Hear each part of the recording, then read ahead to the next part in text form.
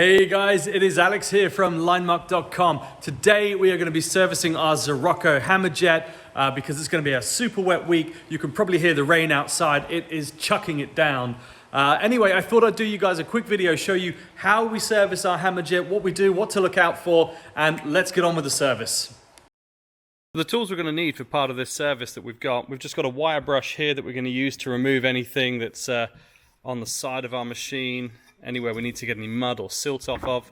We've got a scraper that we're going to be using to wipe the inside of the hammerjet nozzle itself. So inside here you'll see that we've got some dirt and debris that builds up, and all we're going to be doing is getting our scraper inside, as you can see here, and just scraping up anything that's loose and ready to come off. If something's really well ingrained, you can just use the wire brush as well. Apologies for the noise. And that'll clean up nicely. What I like to do is also just get an airline on this part and just blow this out once I've cleaned it all out. The other things we're going to need for part of our service, we've got the main filter itself. So this needs to be changed every 12.5 hours. And then we have the pre-filter, which is going to be changed every 2.5 hours. I'll show you the nylon mesh filter inside as well. And then lastly, a bit of blue roll, always handy just to clean up anything loose as well. All right, let's get on with the service. So to start with, the thing I like to check first, we've got some Allen head bolts on the side here. We've got some 13mm bolts with nylocks on the back of the handle. You want to make sure this is really nice and tight, because the last thing you want is a handle coming loose as you're pushing this thing along the ground. Lastly, we also want to be checking the Allen heads on here. Now these are sealed bearings on the wheels, so we don't really need to do a great deal on those. Just wipe down, make sure there's no grease or oil or anything else that's sitting on there. Give them a wipe down, and then just check the settings on the Allen head bolts. Now, I'm not sure what the torque settings are. I will have to check with Graco and find out exactly what torque setting we're looking for, but I would just check the tightness of these to start with. You don't really need to check the tightness on here. These bolts are really tight anyway. Very unlikely they're going to come loose, but you know, you always could do if you really wanted to. Same on both sides for this machine, and that's really all you need to do to check the nuts and bolts on this machine before we start the service. The next part of the service we're going to be looking at is the front of the machine here.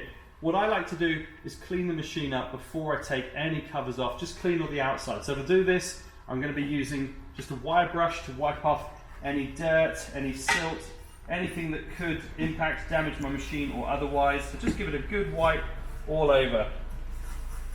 Once you're done with that, I would use a bit of blue roll and a bit of warm water if you like, and just rub it down. As you can see, this thing does clean up really nice and easy, so I would give it a good clean.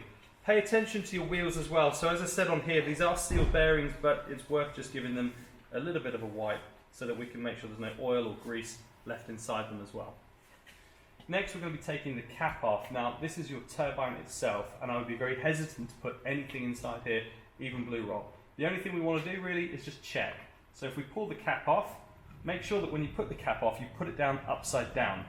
The reason we're doing that, obviously, is we don't want any dirt, oil, or anything else on the cap, and then put it back inside our machine. So inside here, you'll see this is the turbine itself. All I'd be looking for in here is just to make sure the turbine blades themselves or the fans are in a good state of repair, no damage. You could look for heat damage. You've got the main bearing at the front that you can see there, and you may see a little bit of discoloration. This is down to the temperature and the steel heating and contracting, expanding and contracting as it heats, but there's nothing to worry about on there at all. Next, I normally service this on its back, but for the purpose of this video, we're going to turn it upright to make it a bit easier to film for you guys so you can see what I'm actually doing. So let me put the cover back on, we'll get this cover off, and I'll show you what's inside.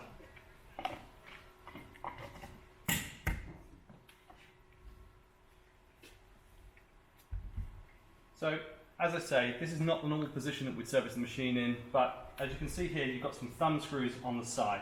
Now, you don't need to take them out all the way at this point. In fact, I'll just take them out halfway so that I can show you what's behind the mesh cover. So as you pull these off, you'll see it comes away nice and easy, and we can just pop this down on the side. Before we pop it down though, one thing I would do is wipe the inside. So if you get some more blue roll, just pull a piece off. I would wipe down the inside here. The reason I do that, because it will tell us if there's any dirt on the inside, chances are there's going to be dirt inside here as well. So it's always worth checking. Wipe this before you put it back on. So if we put that to one side, the next thing we're going to do is take off this nylon mesh filter. So this one you'll need to take the thumb screws out all the way. I'll just pull these out for you. We'll just pop them to one side. They don't need any greasing or oiling. They're okay just to come out and go on the side. Now the filter itself, you'll see, maybe it's just mine, now it could be just mine or it could be all of them, I'm not sure. But what you'll notice is the holes are in different locations. So this one here is around 3.5 inches from the top, whereas the bottom it's barely 2 inches. And that needs to line up perfectly. If I had it the other way up, you'd see that I wouldn't get the overlap. So when I line up the holes here, I'd overlap at the front, but I'd leave a gap of about 1 inch at the back. So make sure that you're putting this filter back on the right way when you put it back on. One of the things I would do with this filter now though is just get an airline and blow the filter out. At this point you're also going to be looking for any rips, tears or otherwise, so you may get any sort of larger particles get caught up in this filter. The finer dust is what we're going to find on the next filter. So once you've cleaned this one out, you could wash it, but I would just air blow it out and then check for any rips or tears. We'll put this to one side now. So this is the main filter that you can see here, and it's held in place using a retaining clip. So to get the filter out, all we need to do is pull this clip down at the side, pull it off here, and then we can pull out this other retaining clip that we've got here. Just pop this down to one side and keep it safe there. The main filter itself, you've got quite a bit of room. You can see up to the weld here, there's probably around 7 or 8 centimeters that you can move this filter in and out. So what we'll do is we'll just lightly wobble it to lift it up. As you pull it out, you can see there is an awful lot of room to maneuver this in and out here. And just tilt it towards us and we can pull the filter out safely. Once we've got this filter out, what we're going to be doing is just pulling off the Velcro. And then obviously we can dispose of this every 2.5 hours, dispose of this every 12 hours. So for our brand new ones that we've got on the side here, it's just a brand new piece that we've got there and another filter. Now to put these back on, I'm going to reuse the same one because this actually has only been used for about half an hour. So what I'll do is we'll put it back on the top here as you can see, and all we're going to do is wrap this around and just tighten it on with the Velcro again. Be wary of the threads inside here as well. The one thing I would do is just tuck the threads in because the last thing you want is the thread being drawn into the turbine itself. So I'll just tuck those in safely. Before we put this back in, I'm just going to show you inside in a bit more detail. So inside the turbine itself, as I say, I would never normally service it in this position because you're worried about particles, dust or anything else dropping inside this turbine. And if it were to drop in, it could damage it very, very easily. So I would always service it on its back and naturally everything will fall backwards. What I would do is just get a bit of blue roll and just wipe down the inside as you can see here. Just clean up everything you can, make sure there's nothing left inside. What I wouldn't do though is get an airline. I wouldn't be tempted to blow anything out. It's not worthwhile. You're guaranteed to almost get it in that turbine, and if you do, the chances are you are going to damage it, so I wouldn't do that. Once you've got this part of it cleaned out, brushed down, that's really all you need to do. There's a fuel filter in here as well, but you're not really going to have to touch that anytime soon, so I would leave that to Scirocco. I wouldn't touch the turbine itself either, and I wouldn't be tempted to touch any of the controls inside here. You will see that the electrical plug in the top up here has just got some thumb screws holding it in. I do just check that that's nice and tight. I don't want any loose electrical connections. I don't want it to cut out if it goes over a bump or a bit of rough ground. So once we've got that done, what we're going to do now is we're going to put the filter back in, and there is a consideration for putting this in because obviously it sits just inside the turbine at about 10 mil, and if you don't line it up properly, when you go to put this clip back in, you'll see that it doesn't quite seat properly and you get a lot of resistance. So what I mean by that is if you pop the filter back inside here at a bit of an angle, so 45 degrees, you've got loads of room as before, and you can just drop this down. Now if you don't have this seated properly, although it looks like it's on right, one thing you'll notice is when you put this clip back in and you pop it in the top here, you get a lot of resistance on here and you can't get the clip in. Generally that means that the filter itself isn't seated properly. What you'll need to do is just give it a wiggle and make sure it is really seated well inside the top of that turbine. And you'll know once it sort of sticks in and doesn't move. What you can then do is put the retaining clip back on. You'll see that the resistance is pretty much gone, and all you need to do now is just pop the clip in. So you can just push the clip all the way through and then just close it over. That's it locked back in place. Next, we're just going to pop this filter back on the top. So this is our mesh filter, and I'll put the thumb screws on halfway for this.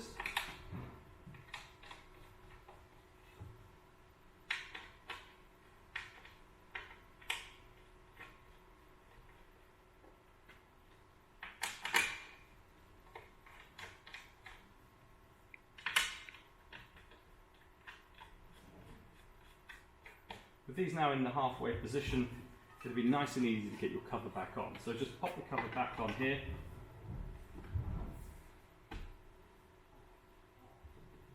Tighten up the thumb screws. And that is your machine pretty much ready to go. The only other things that I would consider as part of the service are the collar that goes on. So this collar, as you can see, it has a few tack welds on the back here. Just check there's no damage, check there's no breakages, make sure everything's in a sound condition, ready for continued use. You know, you're very unlikely to see any damage. These things are so well built that I wouldn't expect to see any, but I would just check it over as a matter of course. And the same, of course, with the nozzle again. We've already cleaned the nozzle out, but I'd just be checking these welds. Now the welds are very, very good on the back here, and again, I doubt you're going to see any damage unless you've really pushed this thing further than you should have. But even then, it is so well built, I doubt you'll see any damage. But check over the welds anyway, make sure there's nothing caught inside or in the front here. The last thing you want to do is leave any blue roll in. When you start the machine up, it'll eject it out, probably on fire, so be wary of that. That's pretty much it. Your Hammerjet is ready to go back into service. The only other thing you might do now is just run the machine up and test it, make sure that it's drying, check all the controls, so ramp it up to 100% and then back down again, and check the speed and the temperature. And that's pretty much it for the service on the Hammerjet.